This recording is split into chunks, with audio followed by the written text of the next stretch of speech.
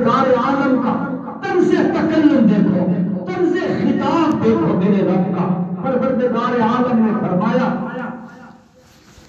یا ایھا الذین آمنوا، یا ایھا الذین آمنوا، مشرک کو نہیں کہا، منافق کو نہیں کہا، ہندو اور سکھ اور کافر کو نہیں کہا، میرے پروردگار نے کتنی لذت کے ساتھ کتنا خوبصورت خطاب فرمایا۔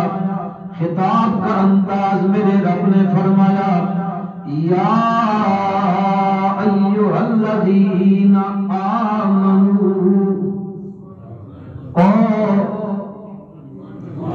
او ایمان والو، او ایماندارو، او توحید کا اقرار کرنے والوں، اور اس کے ساتھ محبت کی پینگیں بڑھانے والوں، اور اس کی خدائی کا اقرار کرنے والوں، اس کی الوہیت کے اقرار کرنے والوں، اس کی توحید کا علم بلند کرنے والوں، اس کی توحید کے علم بردار کہلانے والوں، اس کی وحدت کے ترانے گانے والوں، یا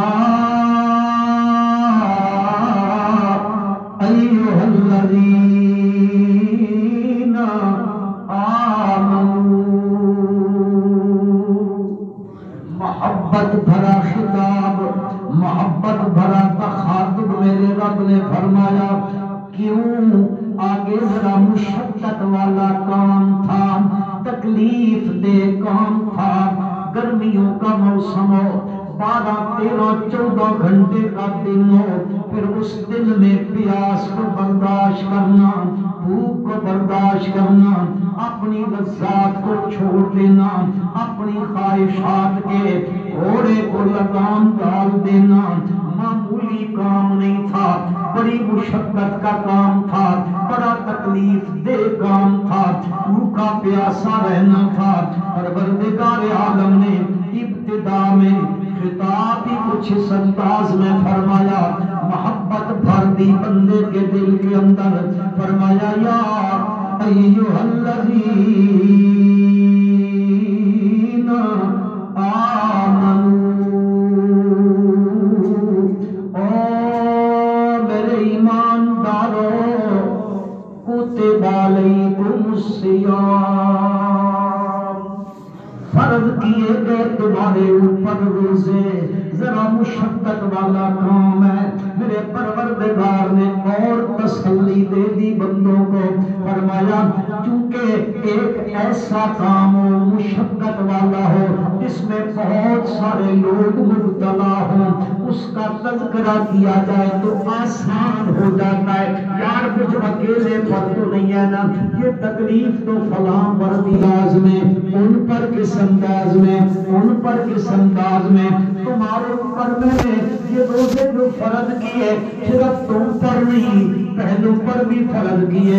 مولا بھوکا رکھ کے کیا کرنا چاہتا ہے؟ پیاسا مارنا چاہتا ہے، مشقت میں مبتلا کرنا چاہتا ہے۔ مقصد کیا ہے؟ علت کیا ہے روزہ رکھنے کی؟ پروردگار عالم نے فرمایا تمہیں بھوکا نہیں رکھنا چاہتا، پیاسا نہیں مارنا چاہتا، میں چاہتا ہوں تو یہ کام کر لعلکم تتقون، میں چاہتا ہوں تیرے اندر تقوی پیدا ہو جائے، تیرے اندر تقوی آ جائے، تیرے دل میں یہ خدشات پیدا ہو جائے، زبان غلط بولنے لگے چپ کروا دے وہ اندر والا تقوی، زبان جھوٹ بولنے لگے تو چپ کروا دے، اگر ملاوٹ کرنے لگے تو اندر سے بول پڑے نا نا نا، اس کی رضا کا کام نہیں ہے۔ میں نے تجھ پر روزہ فرض کیا ہے، اس کی غرض ہے لعلکم تتقون، تاکہ تمہارے اندر کیا پیدا ہو جائے۔ اور یاد رکھ لینا تقوی اس کا نام نہیں ہے، میں بڑی سی تسبیح لے لوں اور قدر خون کروں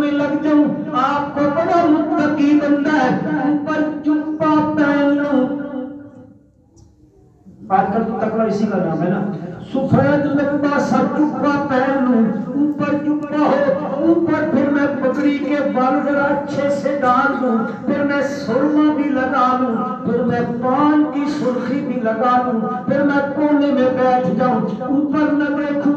آپ کہو گے بڑا متقی ہے، نہ میرے مسلمان بھائیوں، بخاری میں روایت آتی ہے نبی اکرم صلی اللہ علیہ وسلم صحابہ کے حرمت میں بیٹھے ہوئے فرماتے ہیں میرے یارو التقوی ہاہنا اشار اللہ صدری۔ اللہ کے پیغمبر صلی اللہ علیہ وسلم نے فرمایا تقوی کہاں ہوتا ہے؟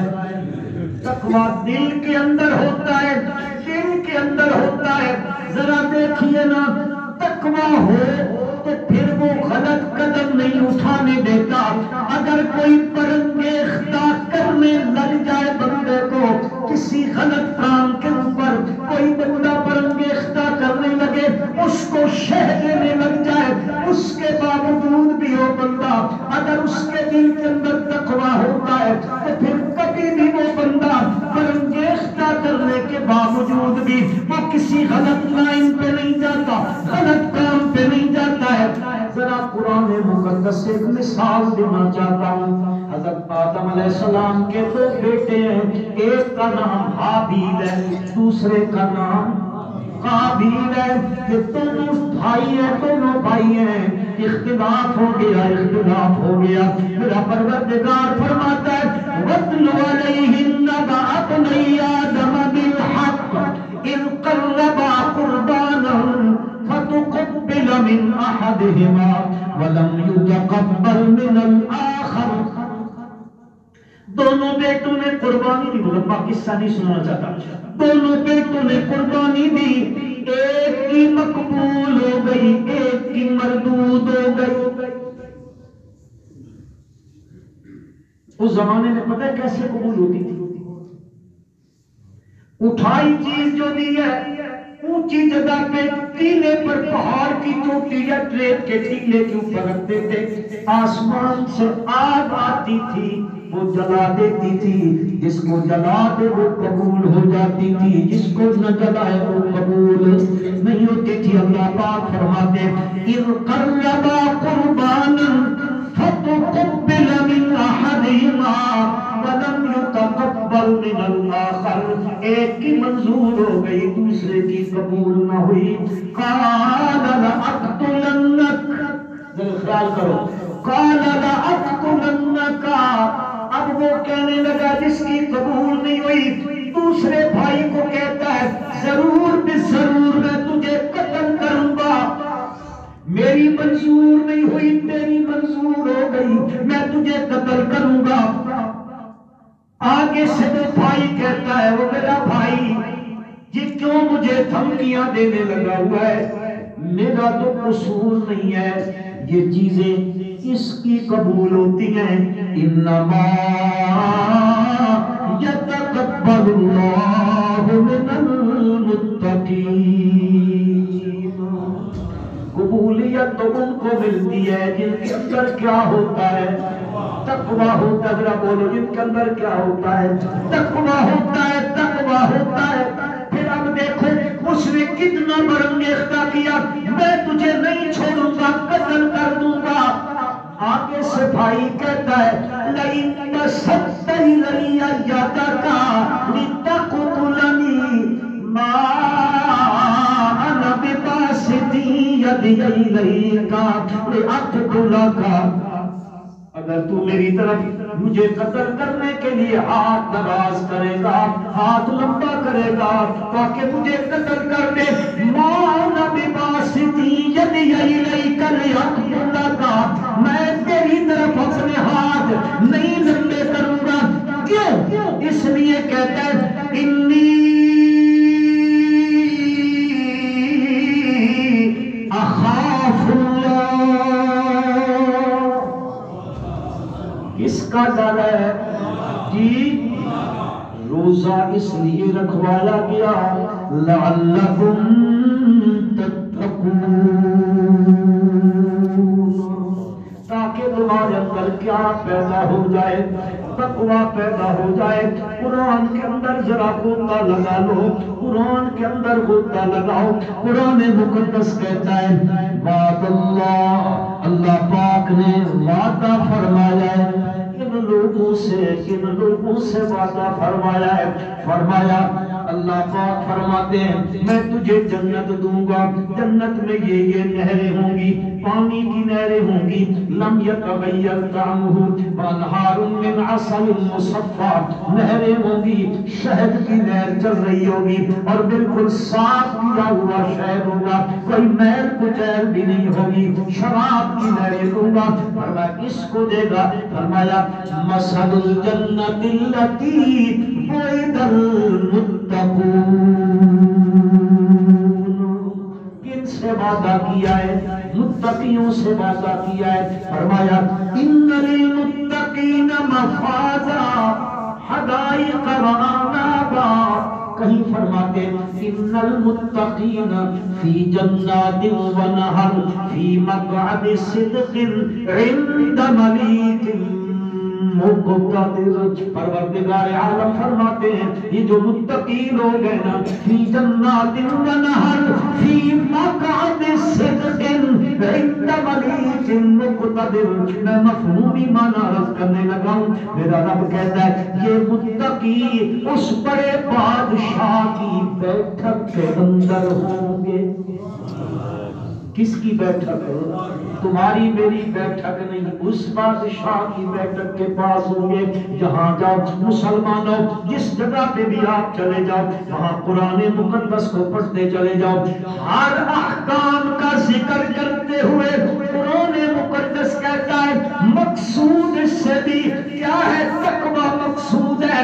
الحج اشہر معلومات فمن فرض فیہن الحج فلا رفث ولا فسوق ولا جدال فی الحج وما تفعلوا من خیر یعلمہ اللہ وتزودوا فإن خیر الزاد التقوی۔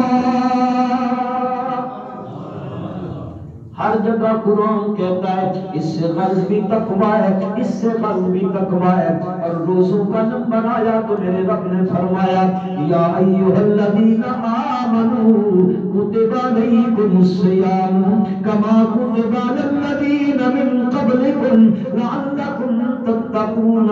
مولا ایام معدودات، مجمل دنوں کا ذکر کیا ہے قرآن نے، آگے پھر قرآن اس کی تفصیل خود کرتا ہے۔ تو ایام معدودات کون سے دن ہیں؟ فرمایا شہر رمضان الذی انزل فیہ، زور سے پڑھو یار، فیہ القرآن۔ اللہ پاک فرماتے وہ جو مخصوص ایام کا میں نے کہا ہے، معدود ایام کا کہا ہے، مراد اس سے رمضان کا مہینہ ہے۔ رمضان کا مہینہ خود بھی بڑا بابرکت، خود بھی رحمتوں بھرا، مغفرتوں کا سامان لے کے آنے والا، جہنم سے آزادی کے پروں میں تقسیم کرنے والا۔ فرمایا ایک تو وہ خود ہے نا، دوسری اس کو 4 چاند لگ گئے۔ انزل فیہ القرآن، رمضان کا مہینہ وہ مہینہ ہے جس میں کیا نازل ہوا؟ قرآن نازل ہوا، قرآن نازل ہوا۔ رمضان بھی آیا، قرآن بھی آیا۔ میرے آقا حضرت محمد رسول اللہ صلی اللہ علیہ وسلم پر نزول قرآن اس مہینے میں ہوا۔ پھر جیسے یہ مہینہ تھا، نبی اکرم صلی اللہ علیہ وسلم کے پاس جبریل امین آتے تھے، اس مہینے میں آ کر میرے نبی کے ساتھ قرآن کا دور کیا کرتے تھے۔ جبریل میرے نبی کو قرآن سناتا، میرا نبی جبریل امین کو قرآن سناتا تھا، آپ دور کیا کرتے تھے قرآن کا۔ رمضان کا مہینہ قرآن کے لفظ جشن میں استعمال کرنا نہیں چاہتا تھا، لیکن کائنات کے ذوق کو دیکھ کے کرنے لگا ہوں. رمضان قرآن کے جشن کا مہینہ ہے. سالگرہ تو نہیں کہہ سکتا. کون سا لفظ ہے جو تم نے سیدھا استعمال کر دیا؟ یہ قرآن کے اترنے کا مہینہ ہے. شاہ ولی اللہ محدث دہلوی رحمۃ اللہ علیہ اس پورے بر صغیر میں جتنے علماء ہیں سب کی حدیث کی سند شاہ ولی اللہ پہ جاتی ہے. شاہ ولی اللہ مولانا طاہر مدنی مدینہ منورہ کے تھے، ان سے حدیث پڑھ کے آئے تھے اور پھر شاہ ولی اللہ نے اس بر صغیر میں حدیث کا علم دیا. حضرت شاہ ولی اللہ رحمۃ اللہ علیہ کی مشہور معروف کتاب ہے حجت اللہ. فرماتے ہیں، سوال بناتے ہیں، مہینے تو 12 تھے. کتنے محرم کو یاد ہے؟ اچھا سب آپ کو یاد ہے کہ وہ آئے گا. محرم بھی مہینہ، ربیع الاول بھی اسلامی مہینہ ہے نا بھائی، ذوالحج بھی اسلامی مہینہ ہے. لیکن اللہ تبارک و تعالیٰ نے نزول قرآن کے لیے محرم کا انتخاب نہیں کیا، ذوالحج کا انتخاب نہیں کیا، ربیع الاول کا انتخاب رکھے دو نہیں کیا ہے.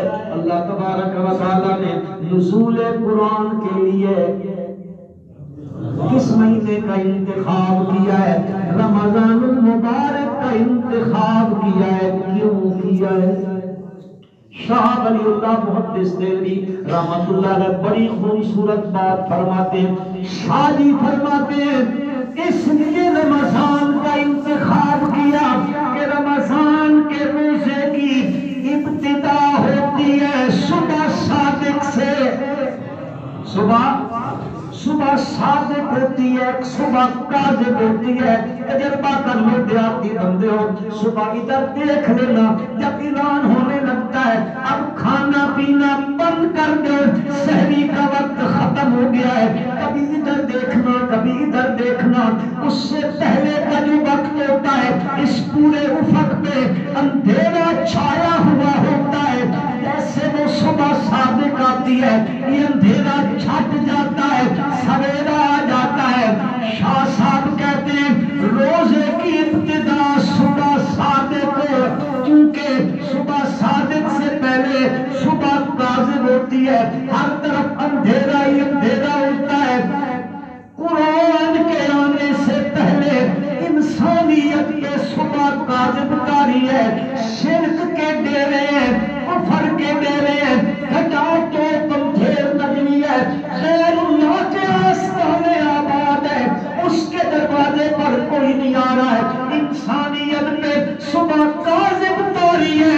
پروردگار عالم نے رمضان کے مہینے میں قرآن کو اس لیے نازل کیا روزے کی ابتدا صبح صادق سے، اور قرآن انسانیت کے لیے صبح صادق بن کے آیا.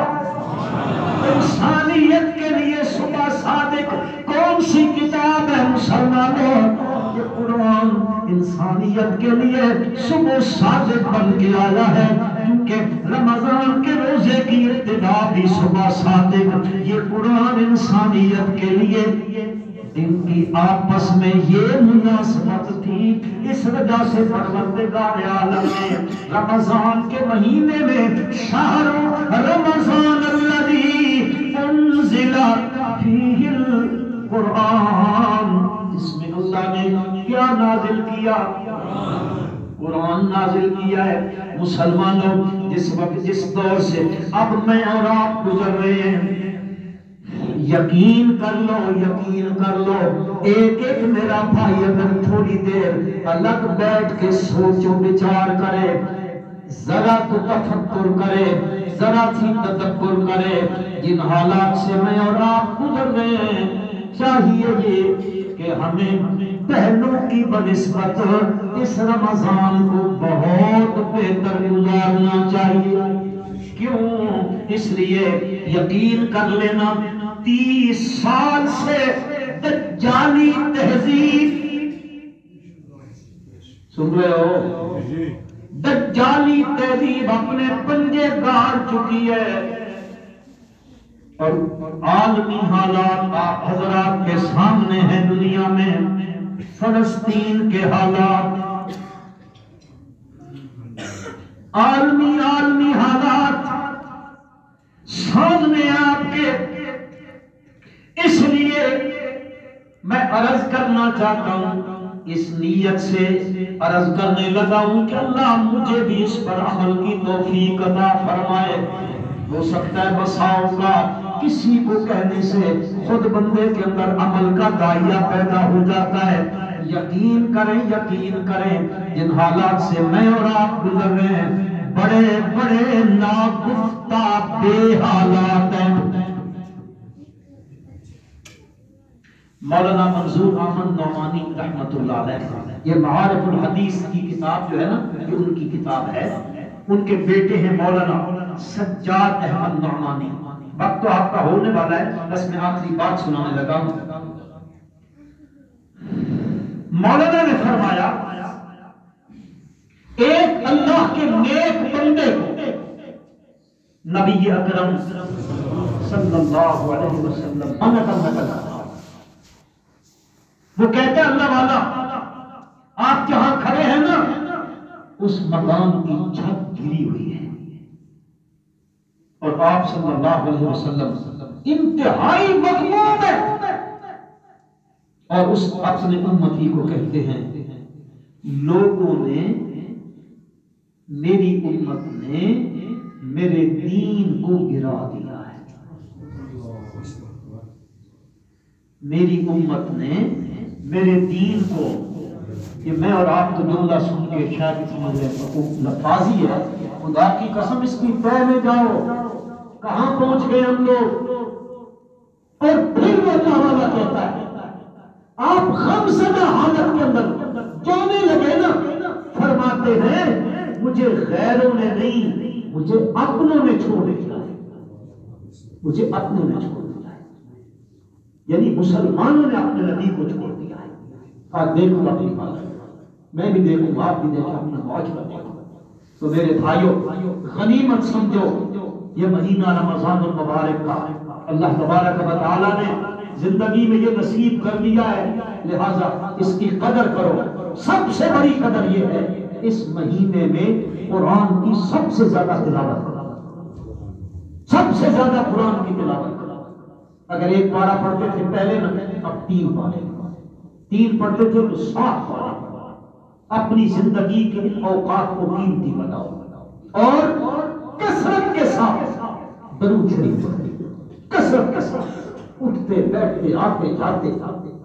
حدیث پاک میں ہے ایک صحابی آئے نبی کریم صلی اللہ علیہ وسلم کے پاس، یا رسول اللہ کتنا درود پڑھا کروں؟ 1/3.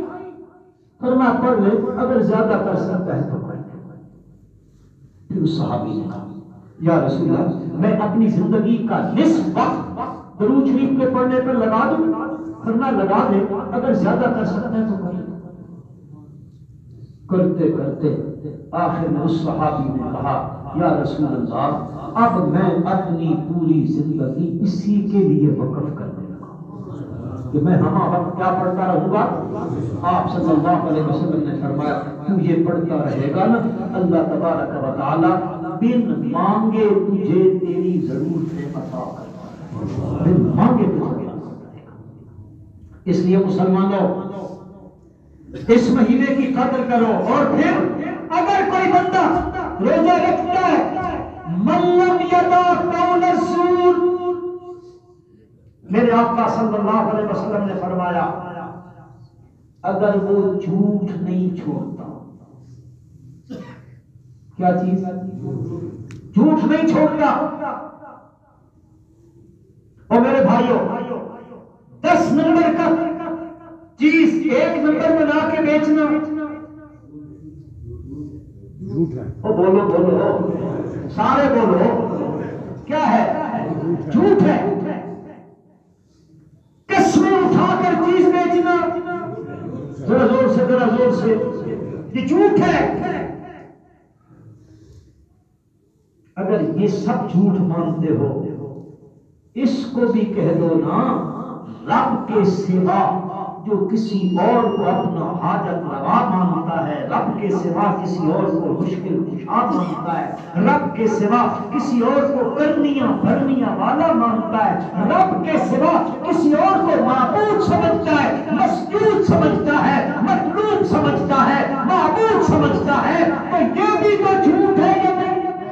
ذرا زور سے کہہ دو، من لم یدع قول الزور، اگر جھوٹ نہیں چھوڑے گا تو فرمایا تیرے بھوکا پیاسا رہنے کی رب کو کوئی حاجت نہیں ہے، پھر صرف تو بھوکا پیاسا رہا، تجھے کچھ حاصل نہیں ہوگا۔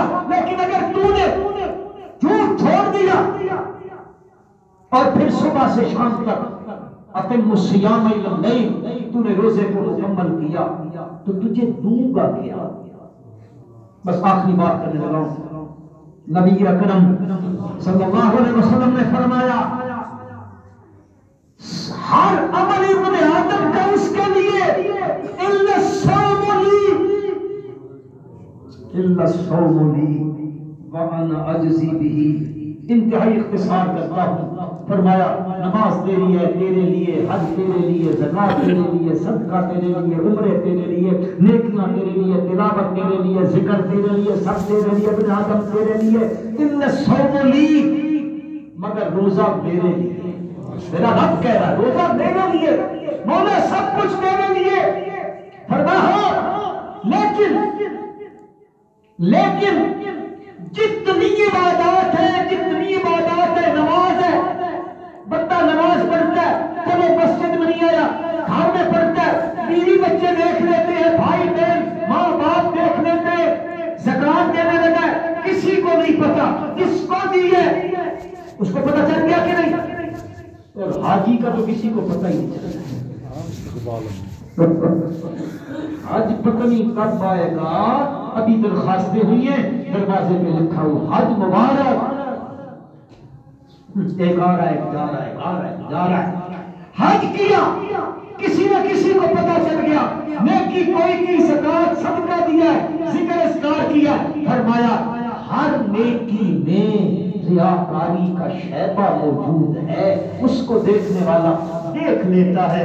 میرا رب کہتا ہے الا الصوم لی وانا اجزی بہ، روزہ میرے لیے، جزا بھی میں دوں گا، اس میں ریاکاری کا شیبہ نہیں ہے۔ یا روزہ رکھنے والے کو پتا ہے، یا جس کے لیے روزہ رکھا ہے اس کو پتا ہے، تیسرے کسی بندے کو نہیں پتا۔